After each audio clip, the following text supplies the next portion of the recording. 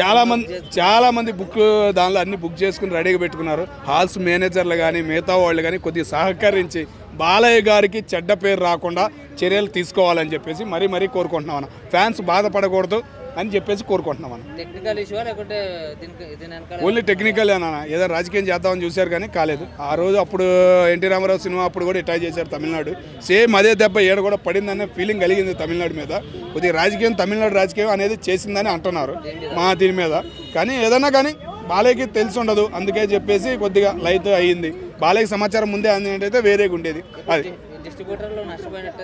ఏం లేదన్న, నష్టం ఏం లేదన్న. దానికి తగ్గట్టు బాలయ్య బాబు గారు ఎవరికి నష్టం చేయడు. ఓకేనా, బాలయ్య గారి గురించి అందరికీ తెలుసు. ఎవరు బయటకు వచ్చి నష్టం వచ్చిందనే మాట చెప్పరన్న. చూడు నీకే తెలిసింది. ఎవరికైనా కానీ అన్న బాలయ్య ఇది ఏందన్న తాండవం ఆడబోతుందన్న సినిమా. దానికోసం ఒక్కడు కాదు ఇద్దరు కాదు, ప్రతి భారతీయుడు ఎదురు చూస్తున్నాడు. రేపు ప్రతిపక్షం లేదు, అధికారం లేదు, ఏది లేదు, అందరూ ఎదురు చూస్తున్నారంటే ఈ సినిమా గురించి మీరు ఆలోచించాలి. 20 రోజుల నుంచి కలవరిస్తున్నారు. ఓకేనా, నేను సామాన్యుని, నేను ఒక 2-3 మీడియాల ముందు మాట్లాడితే ఎంతమంది నాకు చెప్పారో తెలుసా? జై బాలయ్య అని ఎంతమంది కామెంట్లు పెట్టారో తెలుసా? అదొక్కటే నాకు ఉదాహరణ. నిన్నేమో జై బాలయ్య అన్నారు, ఈ రోజేమో సైలెంట్గా మాట్లాడుతున్నారు. ఏంది అసలు? ఏం లేదన్న, కొద్దిగా మూమెంట్ అనేది ఇంకా రిలీజ్ అయిద్దా అని కొద్దిగా ఇంకా టెన్షన్ అయితే ఉంది. ఆ టెన్షన్ వల్ల మాట్లాడలేకపోతున్నాను. కొద్దిగా ఇంకో గంట 1 అవర్ అయితే ఏదైనా రిలీజ్ అయిద్దని సమాచారం వచ్చిందంటే మూమెంట్ వేరేగా ఉంటుంది.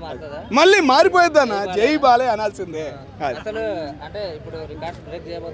చేయబోతుందన్నా, చెయ్యటం కాదు నువ్వు. రేపు అసలు కళ్ళు ఆర్పకుండా చూడబోతున్నావు, ఒళ్ళు పులకరించబోతుందన్న సినిమా. తాండవం అన్న, శివయ్య తాండవం ఆడబోతుందన్న సినిమా.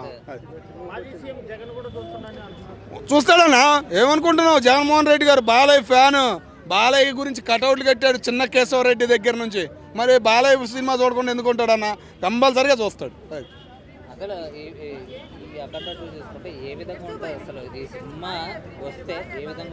ఒక తాండవం అన్న, మర్చిపోతున్న పురాతన ధర్మాలను, పురాతన సంస్కృతిని, ఈ రాజ్యాంగం రాయకముందు మనం పాటించిన పాఠాలు, చదువుకున్న నీతి సూత్రాలు అనేది ఈ సినిమాలో ఒక ఉదాహరణగా కనబడబోతున్నాను. అది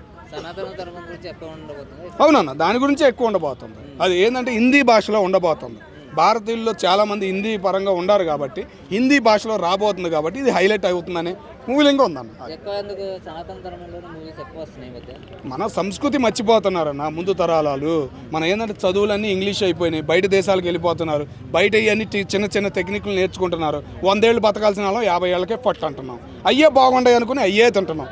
పానీపూరి ఎట్లాంటిది? చైనా ఓడిది. ఇప్పుడు అది పవిత్ర పదార్థం. చైనా ఓడిది, అది మన దగ్గర కాదు, అది చైనా ఓడిదే పానీపూరి. మరి అది పవిత్ర పదార్థం. మరి దాని అబ్బా ఇష్టంగా అసలు అది ఏమి వేస్తాడు, అది చేస్తే అతను ఎట్టా తినబుద్ధి అయితే అర్థం కాదు. వేరే దానికి వెళ్ళకూడదులే, మనం అనుకోకూడదు. ఓకేనా, అది బాలయ్య సినిమా ఒక తాండవం అనేది చూపిపోతుంది.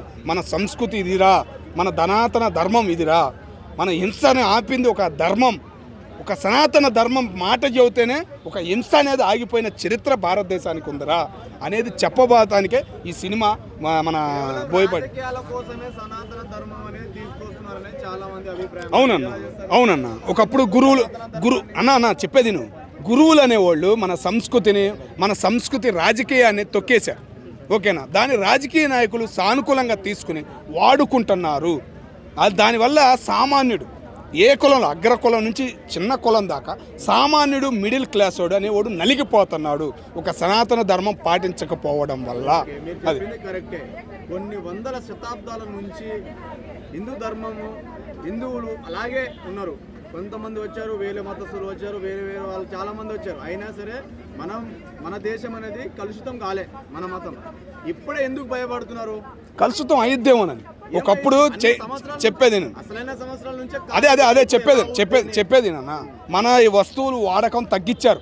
చైనా వాడి వస్తువులు మన హిందువులే ఎక్కువగా వాడుతున్నారు. దానికి ఒక్క ఏడాది కంట్రోల్ చేస్తే మినిమం 10 ఏళ్ళు మన హిందువులు పట్టుబడితే 10 ఏళ్ళు చైనా వాడి వస్తువు వాడని చరిత్ర మన భారతదేశానికి ఉంది. కానీ మళ్ళీ అది తగ్గిపోయి రాజకీయ పరంగా దానివల్ల మారిపోయి ఆ చైనా వాడి వస్తువులే వాడటం అనేది పెరిగిపోయింది. ఇప్పుడు మళ్ళీ ఎవరైతే సనాతన ధర్మం గురించి మాట్లాడుతున్నారో రాజకీయ నాయకులు, రాజకీయ పార్టీలు ఉన్నాయి, రూలింగ్ లో ఉన్న వాళ్ళకి చైనా తోటి సత్సంబంధాలతో ఎందుకు ఉన్నారు? సత్సంబంధాలు ఎందుకు పెట్టుకుంటున్నారు ఇప్పుడు? మరి అదే కదా నా అడుగుతుంది, నేను చెబుతుంది అదే కదా. మనం ఇప్పుడు 100 ఏళ్ళు బతికే వాళ్ళు ఇప్పుడు ఈ మధ్యకాలంలో ఒక్కళ్ళ పేరు చెప్పు. 100 సంవత్సరాలు బతికారంటే టీవీల్లో కాదు, మీడియాలో కాదు, అమ్మ వీడు 100 ఏళ్ళు అంటానికి గర్వంగా చెబుతున్నారు. కానీ మన పూర్వం 100 ఏళ్ళు కాదు, 110 ఏళ్ళు 120 ఏళ్ళు బతికిన వాళ్ళు, స్ట్రాంగ్గా ఉన్నవాళ్ళు ఉన్నారు. ఇప్పుడు 50 ఏళ్ళకే జిమ్కి వెళ్తే 35 ఏళ్ళు 15 ఏళ్ళు వాళ్ళు జిమ్ములకి వెళ్తే పడిపోతున్నారు. ఏ టైంలో హార్ట్ అటాక్ వచ్చిందో అర్థం కావట్లేదు. దేనివల్ల? ఓన్లీ చైనా వాడి వస్తువుల వల్లే. మన సంస్కృతి, మన సంప్రదాయాలు, మన పద్యాలు, మన వేమన పద్యాలు అనేవి చదవటం మానేయటం వల్లే ఈ అనేవి జరుగుతున్నాయి. అది చేశారు కదన్నా. నాగబాబు గారు వెళ్ళారు, ఆ టీచర్కి ఆ గురువుకి కింద నుంచి పైదాకా క్లాస్ బీకారు. గురువు అనే వ్యవస్థను నాశనం చేయమాకండి అమ్మ అని కోరారు. ఓకేనా? ఇంకా సస్పెండ్ లెటర్ దాకా వెళ్ళలేదు. ఒక క్లాస్ అనేది ఉంటుంది. ఎవరినైనా ఒక ఉద్యోగం అనేది తీసేయడం అంటే తొందరగా తీసేయకూడదు. వాళ్ళకి బాధలు ఉంటాయి, ఏదో నోరు జారినా కానీ కొన్ని బాధ్యతలు అనేవి ఉంటాయి. కాబట్టి పవన్ కళ్యాణ్ గారు ఇంకొక మాట నువ్వు అన్నందుకు చెబుతున్నా, పవన్ కళ్యాణ్ గారు ఇంత ముందు మళ్ళీ రాజకీయంగా లేరు. ఆయన ఒక మంత్రి, ఒక బాధ్యత ఉంది. ఇప్పుడు ఆయన ఏదైనా కానీ ఒకరిని హింసించాలన్నా కానీ, ఎవరి మీద చర్యలు తీసుకోవాలన్నా కానీ ఫుల్ డేటా తీసుకుని ఒక అవకాశం అనేది ఇస్తున్నాడు. చూసావా? అది పవన్ కళ్యాణ్.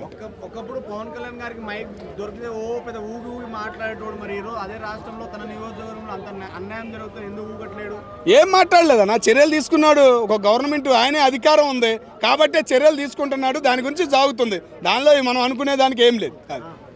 ఏ సినిమాకి ప్రాబ్లం వచ్చినా బాలకృష్ణ నేను ఉన్నాను ముందుకు వస్తాడు. తన సినిమాకే ప్రాబ్లం వస్తే తను ఎందుకు మాట్లాడట్లేదు? మాట్లాడడానికి ఏం లేదన్న. దానిలో మనకేంటంటే ప్రాబ్లం ఏదనేది కామన్ ప్రాబ్లం. ఇది ఏదో రిచ్ ప్రాబ్లం కాదు. నెట్వర్క్ సమాచారం వల్ల జరిగింది. దానివల్ల ఓకేనా? ఇవాళ నైట్ కంపల్సరీగా ఇంకో 1 అవర్లో ఏదనేది ఇస్తారు డేటా. బాలయ్య గారు కూడా వచ్చి మాట్లాడతారని అనుకుంటున్నాం అన్న. అది మీరు ఆశలు పెట్టుకున్నారేమో. నేను రాత్రి పడుకోవడం మానేసిన అనమాట. ఇంకోటి ఏంటంటే కామన్ మ్యాన్ బతకూడదని చెప్పి ఇంకా నేను డిసైడ్ అయిపోయాను అనమాట. ముఖ్యమంత్రి బామ్మరిది ముఖ్యమంత్రి అయ్యి ఉండి కూడా అలాంటి వ్యక్తి సినిమా ఆపారంటే మాత్రం యాక్షన్ రియాక్షన్ గట్టిగా ఉంది. కామన్ మ్యాన్ అయితే చాలా జాగ్రత్తగా బతకాలన్నమాట. నాకైతే బాగా క్లారిటీ వచ్చేసింది. ఒక రాష్ట్ర ముఖ్యమంత్రి బావ అయ్యి ఉండి అతనికే అన్యాయం జరిగిందంటే మళ్ళాటి పీపుల్కి ఇంకా కంపల్సరీ అనమాట.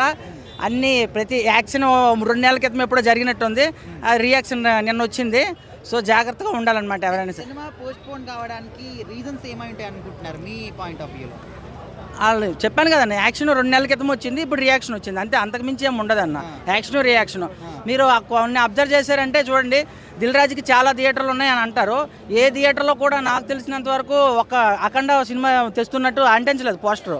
అంటే దిల్ రాజుకు ముందే తెలిసి ఉండొచ్చు అది ఈ సినిమా రాదు ఆడదని చెప్పి తెలిసి ఉండడం వల్ల ఆయన థియేటర్స్లో ఈ సినిమా కాక వేరే సినిమాలు వేసుకున్నాడు. అంటే వేరే హీరోల ఫ్యాన్స్ అందరూ కూడా ఇంత హైప్ క్రియేట్ చేసుకున్నారు, టైంకి రిలీజ్ చేసుకోవడం చేత కదనే విధంగా విక్రిస్తున్నారు. ఏం చెప్తారు మీరు? హైప్ ఏం లేదన్న, మంచి బూస్ట్ బంప్స్ అన్న. అసలు అఖండ 2 కోసం ఆల్మోస్ట్ హిందువులు అనే హైందవ ధర్మం అని తీసుకొచ్చారు. అఖండ 1లో అయితే చూపించారు పాత అయిపోతున్నా లేదా గుడులు క్లోజ్ చేస్తున్న గుడుల మీద చూపించారు. అంత 2లో అంతకు మించి ఎలాగో బీజేపీ ట్రెండే నడుస్తుంది కాబట్టి అంతకు మించి చూపిస్తారని చాలామంది చాలా ఎక్స్పెక్టేషన్స్ అనమాట. ఈ సినిమాని అసలు ఎవరో ఆపలేరు, అసలు ఆ బాక్స్ ఆఫీసులు షేక్ చేసేస్తుంది అనుకున్నారు.